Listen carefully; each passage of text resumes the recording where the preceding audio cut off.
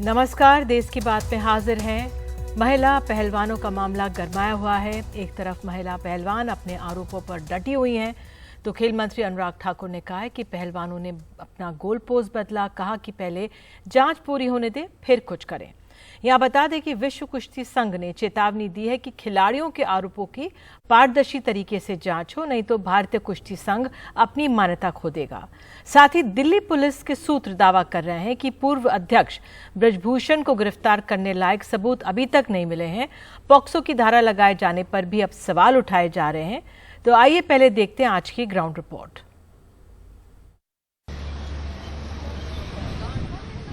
Delhi police के top सूत्रों के हवाले से एनडीटीवी को पता चला है कि बीजेपी सांसद ब्रजभूषण शरण सिंह के खिलाफ यौन शोषण की शिकायत करने वाली लड़की नाबालिग पहलवान असल में बालिग है।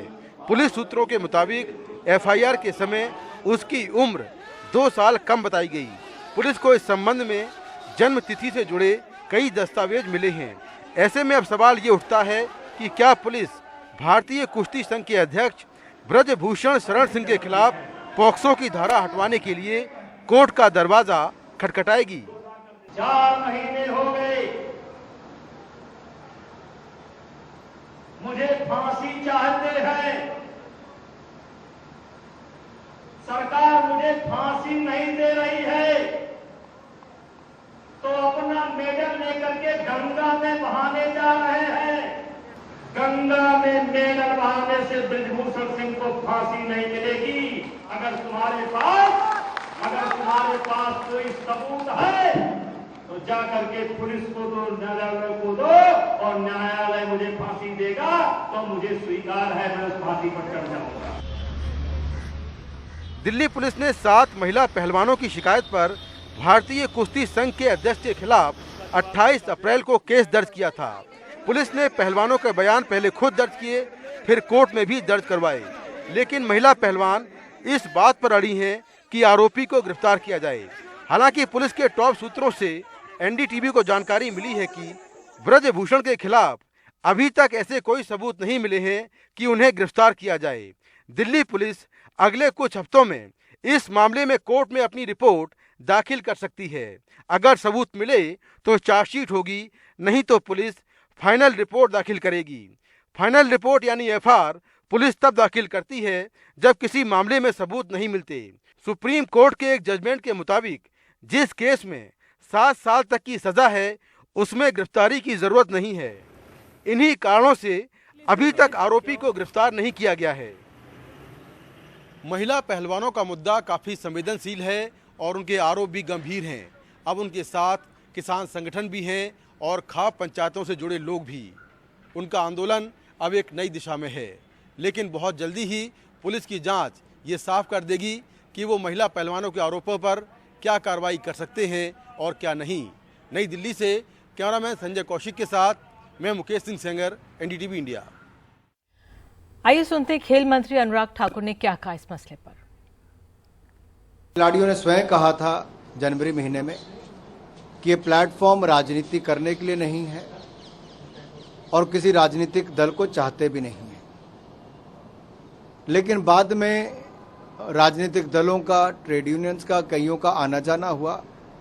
मैं उस पर कोई टिप्पणी नहीं करना चाहता कि इस मंच पे कौन कौन आया, लेकिन मैं इतना जरूर कहूंगा, मेरे प्रिय खिलाड़ियों, आपको दिल्ली पुलिस की जांच का इंतजार करना चाहिए, विश्वास करना चाहिए। दिल्ली पुलिस ने सुप्रीम कोर्ट में कहकर एफआईआर दर्ज की है और उचित यही होगा कि आप जब तक ये जांच पूरी ना हो तब तक इस तरह का कोई भी कदम ना उठाएं जिससे खेल या किसी खिलाड़ी या किसी को कोई ठेस पहुंचे।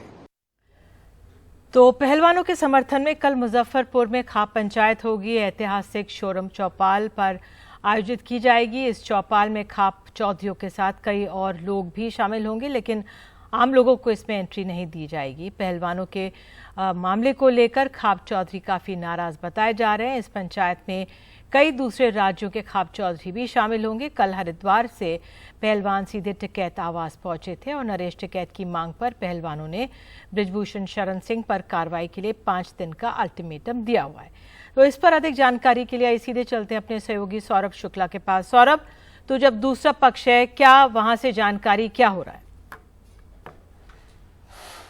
देखिए, जो आज हमारी बात हुई इन पहलवानों से, इनका कहना है कि दिल्ली पुलिस ने आधिकारिक तौर पर तो कुछ नहीं कहा है। वो पत्रकारों से अपनी बात रख रहे हैं। ऐसे में जब तक वो सामने से कुछ नहीं कहते हैं, इस पर रिएक्ट करने का कोई मतलब नहीं बनता है। और जो जिस लड़की की बात की जा रही है दिल्ली पुलिस की तरफ से, सामने आकर के नहीं, पीछे से ये कहा जा रहा है कि लड़की बालिग है, उसके कागजात हैं। तो हमारी लड़की के पिता से आज बात हुई फ़ोन पर। उनका कहना है कि बिल्कुल उनके पास सारे कागजात हैं और बिल्कुल उनकी लड़की नाबालिग है और उन्होंने सारे कागजात दिल्ली पुलिस को भी दिए हैं और अगर कहा जाएगा तो वो कोर्ट में भी इस बात को साबित कर देंगे। तो ये बात जो जुवेनाइल लड़की है जिसने यौन शोषण का आरोप लगाया है बृजभूषण सिंह ने शरण सिंह पर, उसके पिता ये बात कह रहे हैं। तो देखिए, ऐसा नहीं है कि मामला बहुत आसान है, अभी मामला बहुत पेचीदा है। दिल्ली पुलिस भी बहुत फूक फूक कर कदम रख रही है। देखिए, उन्होंने भले ही ये सब सारी बातें कही, लेकिन सामने आकर के ऑन रिकॉर्ड उन्होंने इस पूरे मामले पर कोई आधिकारिक बयान नहीं दिया है। उन्होंने सिर्फ इतना ज़रूर ट्वीट करके कहा कि अभी पूरा मामला संवेदनशील है, जांच चल रही है, लेकिन हम कोई ऐसी क्लोजर रिपोर्ट दाखिल नहीं करने जा रहे हैं जो मीडिया चैनल्स में चल रहा है। तो ये उन्होंने ज़रूर कहा, पर बाकी जो सवाल है कि लड़की नाबालिग है, बालिग है, उस पर ऑन रिकॉर्ड उन्होंने कुछ भी नहीं कहा है अब तक। तो पहलवानों का कहना है कि देखिए, वो शांत हैं, कल हरिद्वार गए, उनको रोक लिया गया। अब कल 1 जून है और कल का दिन बहुत महत्वपूर्ण रहने वाला है निधि जी, क्योंकि कल सोरम गांव है मुजफ्फरनगर का और बहुत ऐतिहासिक गांव है वेस्ट यूपी का। वहाँ से मुग़लों के ज़माने से बड़े बड़े पंचायतों के फैसले हैं माने जाते रहे हैं। तो ये बहुत पहली इतनी बड़ी महापंचायत होने जा रही है इन रेस्लर्स के फेवर में। 5 दिन का वक्त दिया था कि सरकार कुछ कार्रवाई करे। कार्रवाई तो ऐसा लग नहीं रहा है कि होगी। और उधर बृजभूषण शरण सिंह भी लगातार बयानबाजी कर रहे हैं। आज बाराबंकी भी उन्होंने कहा कि अगर उन पर कोई आरोप सिद्ध हो जाएगा तो फांसी चढ़ जाएंगे, उन पे आरोप बेबुनियाद हैं। तमाम वो जब बातें कहते रहते हैं, उन्होंने बातें दोहराई हैं। उन्होंने ये भी कहा कि 5 जून को एक बहुत बड़ी रैली करेंगे अयोध्या में, वो जो करने भी जा रहे हैं उसमें उनका कहना है कि 5 लाख लोग आएंगे, उसमें साधु संत भी आएंगे। तो बृजभूषण शरण सिंह इधर बीजेपी को कह लें या फिर प्रदर्शन कर रहे पहलवानों को कह लें, शक्ति प्रदर्शन करना चाहते हैं बीजेपी को, इसलिए कि अगर उन पर कोई कार्रवाई हुई तो देखिए उनके पीछे कितने लोग हैं, चुनाव में उनका नुकसान हो सकता है। पहलवानों को इसलिए दिखाना चाहते हैं कि भले ही वो कुछ कहते रहें, लेकिन जो प्रदेश की जनता है, उत्तर प्रदेश की जनता है, उनके इलाके के लोग हैं, वो उनके साथ है। इसके 2 कारण हैं। अब कल 1 जून है, देखना पड़ेगा कि क्या बड़ा फैसला लेते हैं। देखिए, जो हमें ये कहा जा रहा है, जो पता चल रहा है कि हो सकता है ये फैसला ले लिया जाए कि जैसे 26 जनवरी आपको याद होगी 2020 की, किसान सारे आए और लाल किले तक जाने का ऐलान किया। हो सकता है कुछ वैसा ऐलान कर दें या कुछ ऐसे बड़े फैसले लेने की संभावना है, लेकिन वो हमें इंतजार करना पड़ेगा। पहलवान कुछ नहीं कह रहे हैं, बिल्कुल शांत हैं, कहीं मीडिया में कोई बात नहीं की उन्होंने कहा है कि जो बातें करेंगे कल वो खाप और जो महापंचायत होने वाली उसमें कहेंगे और जो फैसला जो खाप में लिया जाएगा और उसके अनुसार आगे का आंदोलन बढ़ाया जाएगा। लेकिन कल कुछ बड़े फैसले ले जाने की आशंका है। और देखिए, अनुराग ठाकुर भी डायरेक्टली कुछ नहीं कह रहे। अनुराग ठाकुर भी यही कह रहे हैं कि पहलवानों को दिल्ली पुलिस पर भरोसा रखना चाहिए, जो जांच खत्म होने तक का इंतजार करना चाहिए। तो खेल मंत्री भी बहुत सोच समझकर अपने बयान दे रहे हैं और उनको ये पता है कि अब पूरा मामला जो है इंटरनेशनल ओलंपिक एसोसिएशन के संज्ञान में भी है। उन्होंने भी कहा है कि जो महिला पहलवानों के साथ जो पुलिसिया कार्रवाई है वो ठीक नहीं है। कल यूनाइटेड वर्ल्ड रेसलिंग फेडरेशन ने भी कहा कि जल्दी से वर्ल्ड इंडियन रेसलिंग फेडरेशन के इलेक्शंस किए जाएं, वरना वो पूरी बॉडी को सस्पेंड कर देंगे। तो अब वैश्विक संस्थाएं हैं जो खेल से जुड़ी हैं, वो भी इसमें सामने आ गई हैं, उनकी भी नज़रें हैं। तो ऐसे में वैश्विक स्तर पर भी भारत की किरकिरी हो रही है। तो अब सरकार भी कोशिश कर रही है कि जल्द से जल्द मसला सुलझ जाए, लेकिन पहलवानों का यही कहना है कि जब तक वो बृजभूषण की गिरफ्तारी नहीं होती है, वो कहीं ना कहीं किसी ना तरीके से अपना आंदोलन चलाए रखेंगे और बिल्कुल वो झुकने को तैयार नहीं है। ना ही बृजभूषण शरण सिंह के तेवर हल्के हो रहे हैं और दिल्ली पुलिस की अभी तक कोई कार्रवाई नहीं हुई है। अब तक जांच चल रही है। अब देखना होगा कि जांच में क्या सामने आता है और वो जो जांच में सामने आएगा क्या वो पहलवान स्वीकार करेंगे, अगर नहीं स्वीकार करेंगे तो फिर आगे क्या करेंगे। तो तमाम ऐसे सवाल हैं जिनका जवाब भविष्य में है, पर ऐसा लगता नहीं कि बृजभूषण पर कोई कार्रवाई होगी। हम सब जानते हैं अजय मिश्रा टेनी, आपको याद होगा, MOS होम हैं, केंद्रीय मंत्री हैं, उनके बेटे ने थार से पूछा था किसानों को बिल्कुल देखते हैं कि किस तरह की क्या कार्रवाई होती है। और किस तरह के कदम उठाए जाते हैं इस पूरे मामले में कि एक तरह से न्याय होता हुआ दिखे। बहुत बहुत धन्यवाद इस जानकारी के लिए। आइए देश की बात में आगे बढ़ते हैं और हम सीधे अब मणिपुर का रुख करते हैं। गृह मंत्री अमित शाह मणिपुर के दौरे पर हैं। हिंसा प्रभावित 2 और जिलों का उन्होंने आज दौरा किया है। तनावग्रस्त इलाकों में लोगों से उन्होंने अपील की है कि 15 दिनों तक शांति बनाए रखें, इससे हालात सुधर सकते हैं। जमीनी हालात पर भी बैठक ली है गृह मंत्री ने यहां पर। आपको बता दें कि वो मोरे और कंगपोपी जो इलाके हैं, तनावग्रस्त इलाके हैं, वहां पे उन्होंने दौरा भी किया है।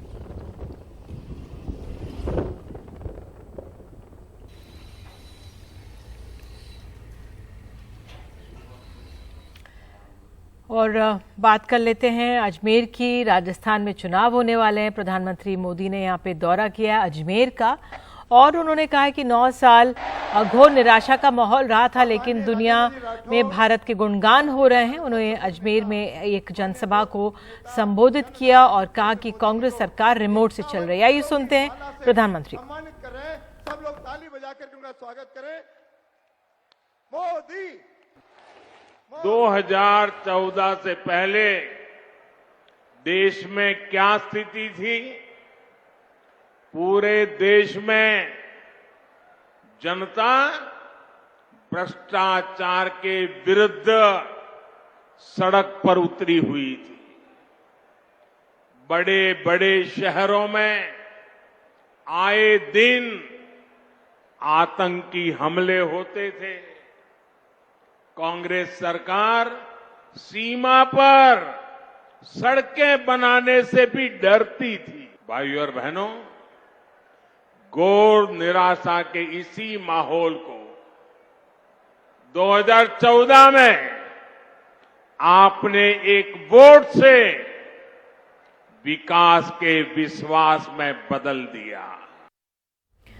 और आपको बता दें कि इस बीच अशोक गहलोत और सचिन पायलट के बीच संबंध सुधरने के दावों के बीच सचिन पायलट ने आज कहा है कि भ्रष्टाचार विरोधी कार्रवाई के लिए जो 31 मई की डेडलाइन दी गई थी वो बरकरार है। कल नया महीना शुरू होगा। मैं फिर कह रहा हूं आपको, मेरे नौजवान साथियों को जो मैंने पब्लिक डोमेन में आश्वासन दिया है, जो मैंने कमिटमेंट्स किए हैं, और मेरे कमिटमेंट्स कोई हवाई बातें नहीं हैं और ये ऐसी बातें नहीं है जिससे कोई कह सकता है कि गलत बात है। क्योंकि मैंने कहा ना, कांग्रेस पार्टी हमेशा करप्शन के खिलाफ रही, कांग्रेस पार्टी हमेशा नौजवानों के पक्ष में रही है। तो उनको न्याय दिलाना और भाजपा सरकार में जो करप्शन हुआ उस पर जांच बैठाना, मैं समझता हूँ ये अति अनिवार्य है। इस पर कोई कॉम्प्रोमाइज नहीं। इसी साल राजस्थान में चुनाव होने वाले हैं। बहरहाल देश की बात में एक ब्रेक लेते हैं। ब्रेक के बाद आपको कर्नाटक ले चलेंगे। नई सरकार ने जो दावे किए थे वो कब पूरे होंगे, क्या एक और तारीख मिल गई है? एक ब्रेक के बाद।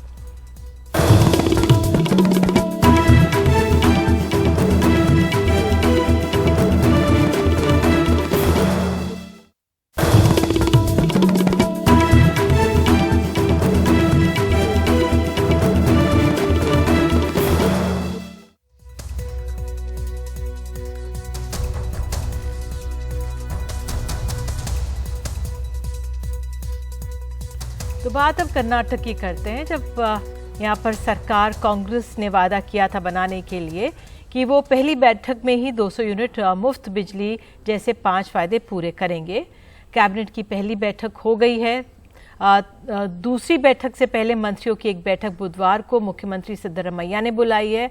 अब शुक्रवार की नई तारीख दी गई है, लेकिन रकम परिवार में सास को मिलेगी या बहू को, इस बात को लेकर गांव में चर्चा शुरू हो गई है।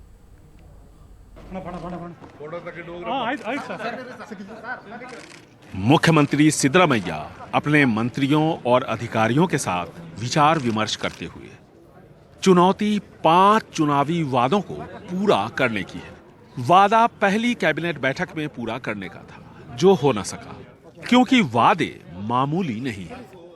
200 यूनिट बिजली मुफ्त, हर घर की महिला मुखिया को 2000 रुपए हर महीने, डिप्लोमा होल्डर बेरोजगारों को 3000 रुपए महीने और अंडर ग्रेजुएट्स को 1500 रुपए महीने 2 बरस तक। सभी महिलाओं को राज्य में मुफ्त बस सेवा और बीपीएल परिवार के हर सदस्य को 10-10 किलो अनाज। एक अनुमान के मुताबिक हर साल इन वादों की वजह से सरकार पर 50,000 करोड़ रुपए का बोझ पड़ेगा। On the base of the information and also taking the opinion of the ministers, we will take a decision in the cabinet. We have already received a letters that we don't want this. उप मुख्यमंत्री DK Shiv Kumar के मुताबिक कुछ लोगों ने पत्र लिखकर सरकार से कहा कि उनको मुफ्त सुविधाएं नहीं चाहिए। गांवों में महिलाओं के बीच आजकल ये चर्चा गर्म रहती है कि 2,000 रुपए की राशि हर महीने परिवार में किसको मिलेगी, सास को या फिर बहू को। अगर मेरे हेड ऑफ द फैमिली मेरी माँ है तो उनको मिलेगी, अगर मैं उनसे अलग हो गया हूँ तो मेरा फैमिली यूनिट सेपरेटली रजिस्टर हुआ है तो मेरी धर्मपत्नी को मिलेगी। As simple as that. उसमें बीजेपी वालों को समझ में थोड़ा टाइम लगता है, वो समझा देंगे। इन 5 वादों के साथ साथ एक और वादा कांग्रेस ने किया था कि सरकार बनने पर कैबिनेट की पहली ही बैठक में इन 5 वादों को पूरा किया जाएगा। अब कैबिनेट की दूसरी बैठक होने जा रही है। मौजूदा हालात में यह कहना मुश्किल है कि सरकार अपने सभी 5 वादे पूरे करेगी या फिर इनमें से कुछ। बेंगलुरु से कैमरामैन कुमार के साथ निहाल खिदवई, NDTV इंडिया।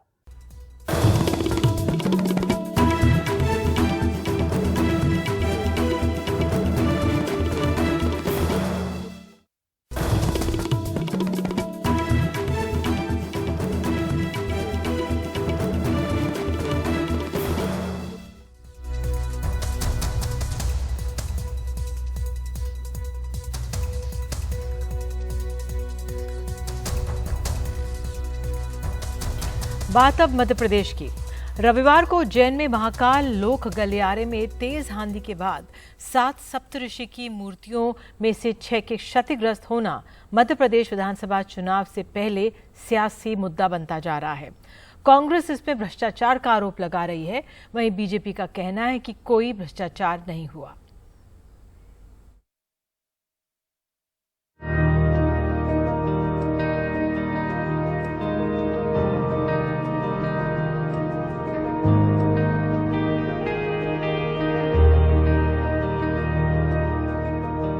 द्वादश ज्योतिर्लिंगों में से एक भगवान महाकाल जो उज्जैनी में विराजते हैं, ऐसी मान्यता है। इस पवित्र नगरी में प्रधानमंत्री नरेंद्र मोदी ने महाकाल लोक परिसर का लोकार्पण किया।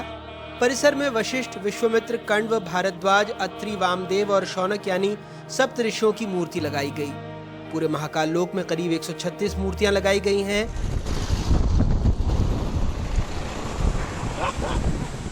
रविवार को 45 से 55 किलोमीटर प्रति घंटे की रफ्तार से हवा चली और सप्तऋषियों की 7 में से 6 मूर्तियां पेडेस्टल से नीचे गिर गईं।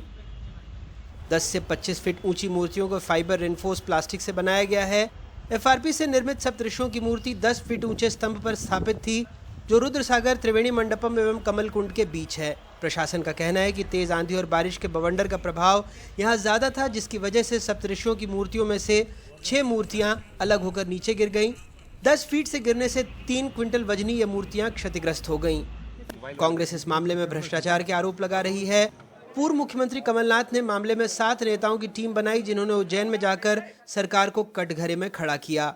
उज्जैन में जो मूर्तियां बनी वो बनी है इस नेट की, यह है 150-200 GSM की, जबकि कायदे से ये होती है 400 GSM की। इसकी 3 लेयर होना चाहिए, 3 लेयर, तब जाके वो 1200 से 1600 GSM की थिकनेस आना चाहिए, तब मूर्तियों में स्ट्रेंथ आती है। इसमें इस नेट की 2 या 3 लेयर लगी है, जो कि जाके टोटल 450 GSM होती है। उस वजह से वहाँ की मूर्तियों में स्ट्रेंथ नहीं आ पाई और उसमें अंदर फाउंडेशन के लिए आयरन का इस्तेमाल भी नहीं होता। धर्म के क्षेत्र में भ्रष्टाचार कैसे होता है, ये हमने अपनी खुली आंखों से वहाँ पे देखा है।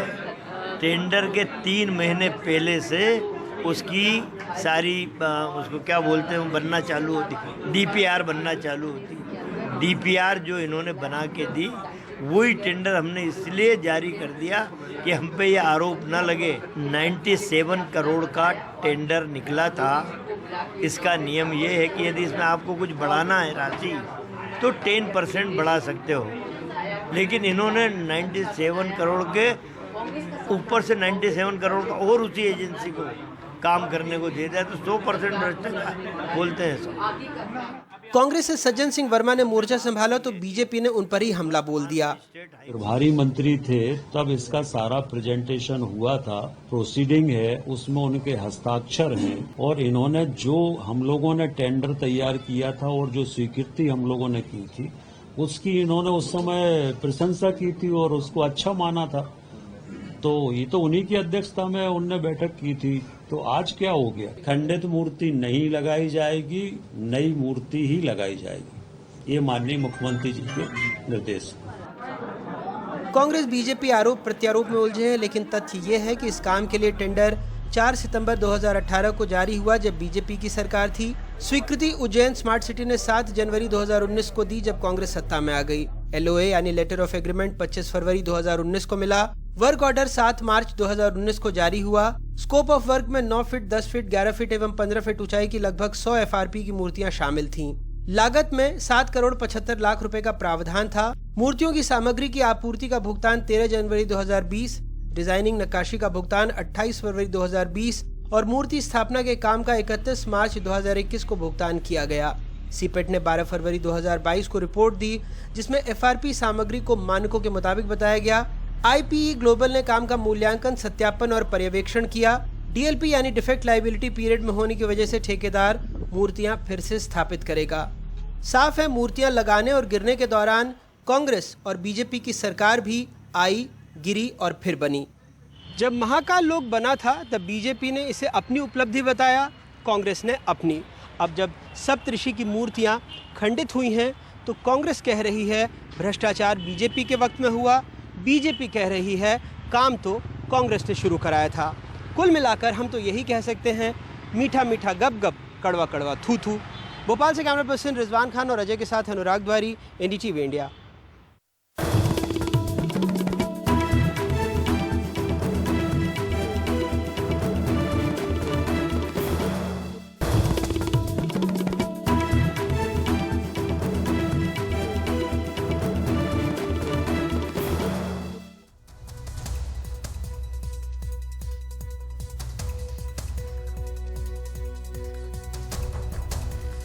सरकारी अनदेखी से कैसे हमारी नदियां प्रदूषित हो रही हैं, इसका एक उदाहरण गाजियाबाद नोएडा से गुजरने वाली हिंडन नदी है।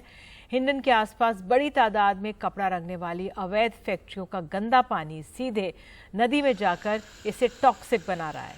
इस वीडियो को आप देख सकते हैं कि कैसे डाइंग फैक्ट्रियों का पानी सीधे हिंडन नदी में जा रहा है, जिससे नदी का पानी लाल दिख रहा है। इस पर अधिक जानकारी दे रहे हैं हमारे सहयोगी रवीश रंजन शुक्ला। जो हालिया में वीडियो वायरल हुआ जिसमें आपको दिख रहा होगा कि एक नाला है जिससे लाल पानी जो है वो बहता हुआ हिंडन नदी में जाता है और बिल्कुल लग रहा है कि हिंडन नदी एकदम अपनी दुर्दशा पर खून के आंसू रो रही हो। तो ये जो पानी है ये बताया जा रहा है कि बहलोलपुर जो गांव है वहाँ पर अवैध कपड़ा रंगने की फैक्ट्रियाँ हैं और ये लोग रात के वक्त या बहुत सुबह या दोपहर के वक्त ये पानी को रिलीज़ करते हैं और ये जो टॉक्सिक पानी है ये पूरा जो है वो इस हिंडन नदी में जाता है और जिससे और ज़्यादा हिंडन नदी प्रदूषित हो जाती है। वैसे तो नदी के नाम पर एक बड़ा नाला आप हिंडन को कह सकते हैं क्योंकि ये सहारनपुर से हिंडन नदी निकलती है और खुद NGT की मॉनिटरिंग कमेटी ने जो रिपोर्ट सौंपी है उसमें ये कहा है कि 400 से ज़्यादा जो इंडस्ट्रियल जो प्रदूषित पानी है इंडस्ट्री का वो हिंडन नदी में जाकर गिरता है। 60 से ज़्यादा नालों का जो पानी है वो हिंडन नदी में गिरता है जिससे हिंडन नदी खासी प्रदूषित होती है। NGT ने कई सारे इस मामले पर ऑर्डर भी दे रखे हैं। ये भी कहा है कि जो हिंडन नदी पर नाले गिरते हैं उनका जो प्रदूषित पानी गिरता है उसकी समय समय पर मॉनिटरिंग की जाए। जो नदी के किनारे कई सारी जगहों पर डंपिंग ग्राउंड बना दिया जाता है उस डंपिंग ग्राउंड को हटाया जाए। साथ में मॉनिटरिंग कमेटी के सामने एक रिपोर्ट भी पेश की गई जिसमें ये कहा गया कि हिंडन नदी के आसपास जो गांव हैं उनमें जब भूजल का टेस्ट किया गया, जो ग्राउंड वाटर है उसका जब टेस्ट किया गया तो ये पाया गया कि तकरीबन 1000 से ज़्यादा जो हैंडपम्प हैं उसके पानी पीने योग्य नहीं है। तो इस तरीके से ये पूरा जो पानी है हिंडन नदी का भी और नदी के आसपास का जो पानी है वो खासा प्रदूषित हो चुका है। लेकिन अफसोस की बात यह है कि अभी तक एनजीटी का ऑर्डर होने के बावजूद इस मसले पर ज़्यादा कुछ किया नहीं गया। आज जब ये वीडियो वायरल हुआ जिसमें लाल कलर का जो पानी है वो हिंडन नदी में जाता हुआ दिख रहा है, तो उसके बाद में अवैध फैक्ट्रियों को नोटिस दिया गया है, कई सारी फैक्ट्रियों को बंद किया गया है। लेकिन ये फौरी तौर पर होता है, जब इस तरीके की खबरें आती हैं तभी प्रदूषण विभाग इस तरीके की कार्रवाई करता है। लेकिन अगर साल भर सख्ती की जाए, हमको और आप जैसे जो लोग हैं जो उस जगह पर रहते हैं वो अगर सतर्क रहें तो शायद हमारी नदियाँ प्रदूषित न हों। लेकिन निश्चित तौर पर हिंडन की साफ़ सफाई को लेकर अब सरकार को सचेत होना चाहिए, क्योंकि ये नदी खासी प्रदूषित हो चुकी है।